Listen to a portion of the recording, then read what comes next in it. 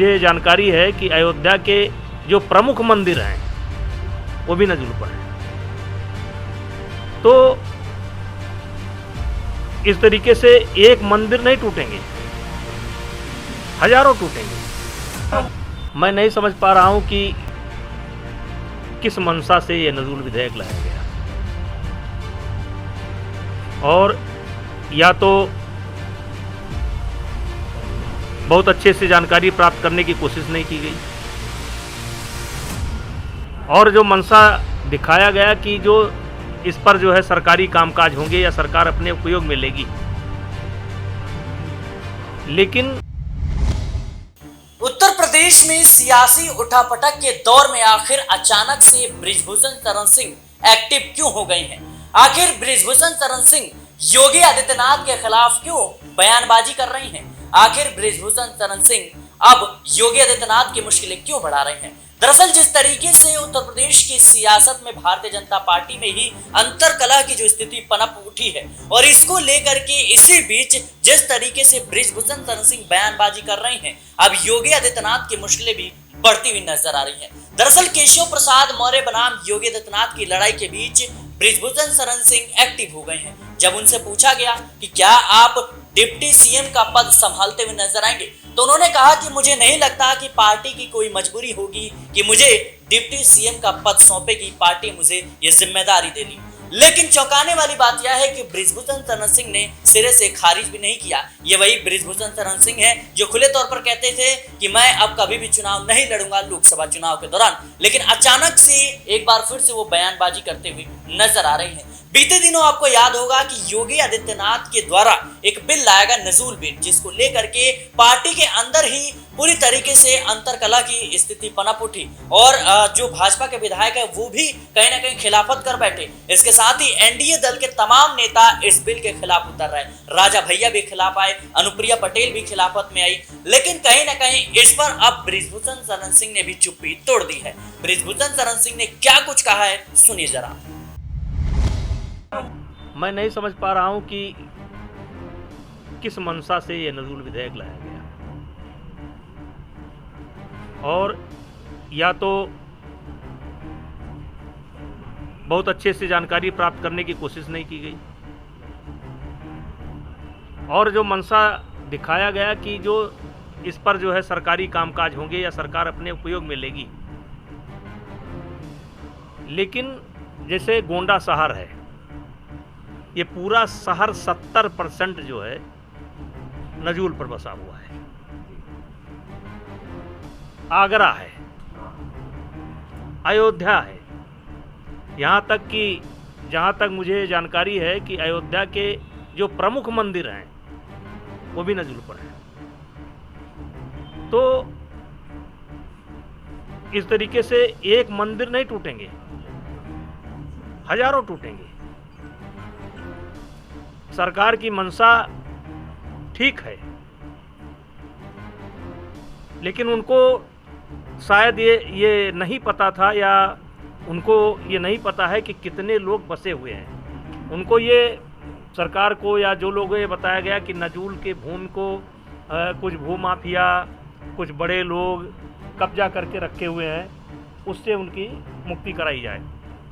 लेकिन अगर एक लाइन में पूछा जाए तो इस कदम से उत्तर प्रदेश में भूचाल आ जाएगा।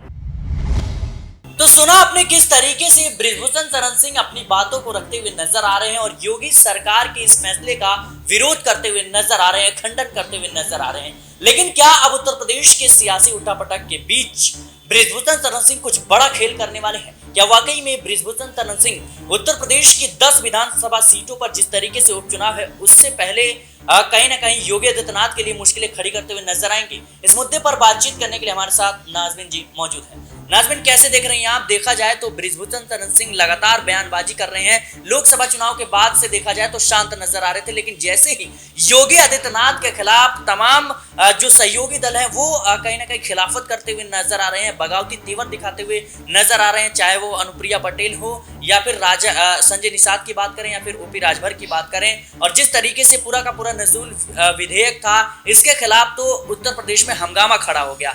कैसे देख रहे हैं आप, क्या बृजभूषण शरण सिंह अब अपनी सियासत को एक बार फिर से जगाने में लगे हैं?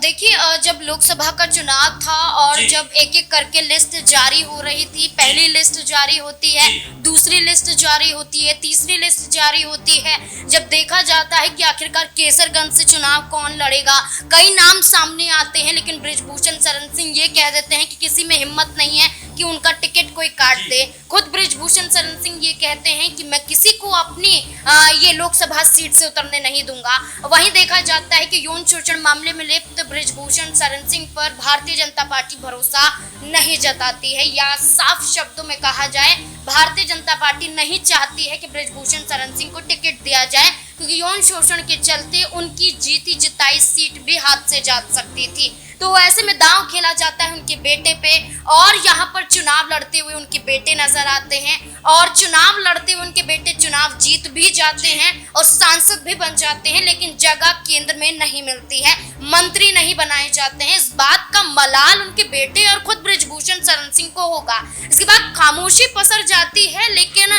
विधानसभा चुनाव से पहले, सूबे के उपचुनाव से पहले बृजभूषण शरण सिंह फिर से एक्टिव नजर आते हैं, जब भारतीय जनता पार्टी में नाराजगी का दौर देखने को मिल रहा है। इस बीच में हम ये देखते हैं कि बृजभूषण शरण सिंह उप मुख्यमंत्री पद को लेकर कई बड़े बयान देते हैं। जहां आप बयान का जिक्र कर रहे हैं, ये दूसरी बार बृजभूषण शरण सिंह जारी करते हुए नजर आए। इससे पहले बृजभूषण शरण सिंह ने कहा कि मैं मुंगेरी लाल के वो हसीन सपनों को नहीं देखता जो कभी पूरे ना हो सके, यानी कि उन्हें मालूम है कि भारतीय जनता पार्टी उन्हें कभी मौका नहीं देगी, और ऐसे में मैं पूरी कोशिश करता हूं कि मैं अपने आप को बचा सकूं, या कहूं कि एक्टिव कर सकूं। राजनीति से संन्यास लेने का कहीं भी अर्थ बृजभूषण शरण सिंह को लेकर नजर नहीं आता, क्योंकि अगर संन्यास लेना चाहते तो बृजभूषण शरण सिंह बयान ये ना देते, जबकि बृजभूषण शरण सिंह सीएम योगी आदित्यनाथ के समर्थन में बोलते, केशव प्रसाद मौर्य के समर्थन में बोलते, लेकिन बृजभूषण शरण सिंह का ये कहना कि भारतीय जनता पार्टी के पास कोई मजबूरी ही नहीं है कि मुझे आगे करते हुए नजर आई, यानी कि साफ शब्दों में ये कह रहे हैं कि दबाव बनाने की कोशिश जो की जा रही है वो पार्टी में दो चेहरे पहले से ही बना रहे हैं। तो एक सेकंड नाज़मीन, मैं आपको रोकना चाहूंगा। जिस तरीके से बृजभूषण शरण सिंह ने कहा कि भारतीय जनता पार्टी के पास कोई ऐसी मजबूरी शायद ही होगी, तो क्या उस भारतीय जनता पार्टी में जिस तरीके से अंतर्कलह मची हुई है, मजबूरी में बृजभूषण शरण सिंह दाव पेच खेलते हुए नजर आ सकते हैं? देखिए, बृजभूषण शरण सिंह को लेकर मैं यही बात आगे करने वाली थी कि सीएम योगी आदित्यनाथ के खिलाफ जहां सीएम पद को लेकर कई चेहरे अपने नाम को आगे करते हुए नजर आ रहे हैं, जहां ब्रजेश पाठक, जहां केशव प्रसाद मौर्य उत्तर प्रदेश के उप मुख्यमंत्री हैं, लेकिन दोनों ही उप मुख्यमंत्री एक राह अपनाते हैं और सीएम योगी आदित्यनाथ की बैठकों से दूरी बना लेते हैं।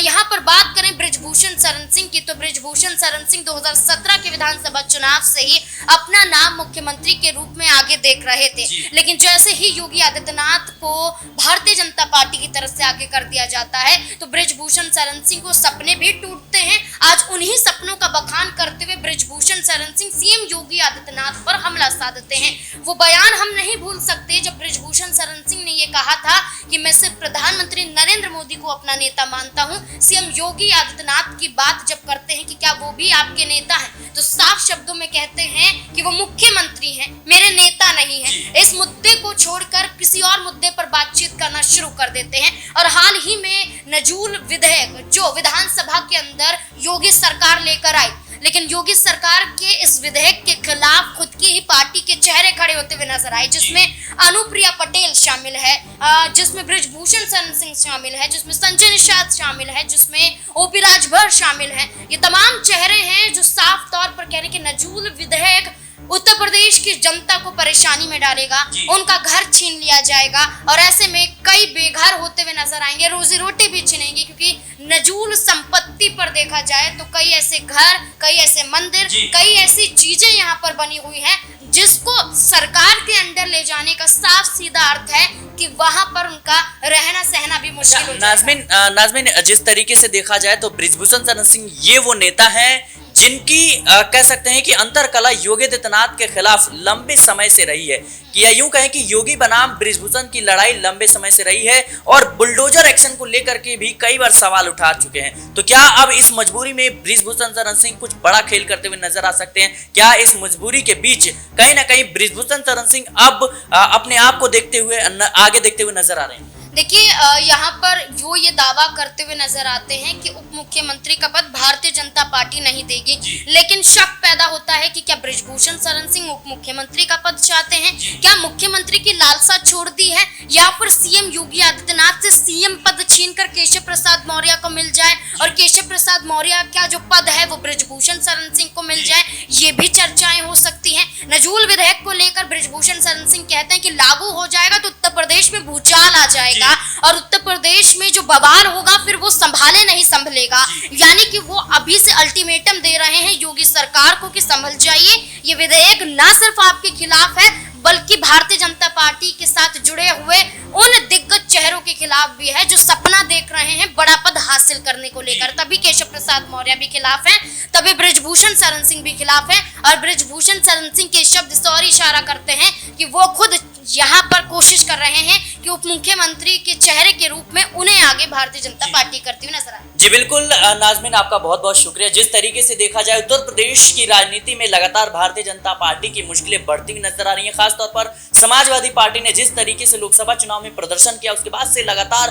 बैठकों का दौर शुरू हो चुका है। एक तरफ योगी आदित्यनाथ लगातार सांसदों, मंत्रियों और कार्यकर्ताओं संग बैठक कर रहे हैं, सहयोगियों के संग बैठक कर रहे हैं, तो वहीं दूसरी तरफ केशव प्रसाद मौर्य भी लगातार बयानबाजी कर रहे हैं और कहीं ना कहीं विधायकों संग गुप्त बैठक भी कर रहे हैं और माना यही जा रहा है कि योगी आदित्यनाथ की मुश्किलें बढ़ने वाली है। लेकिन अचानक से बृजभूषण शरण सिंह का इस लड़ाई में कूद जाना मुझे लगता है कि कहीं ना कहीं बड़ा खेल उत्तर प्रदेश की राजनीति में होने वाला है। फिलहाल के लिए इस रिपोर्ट में इतना ही। देश और दुनिया की तमाम खबरों के लिए बने रहें नेक्स्ट नाइन पॉलिटिकल बाइट के साथ।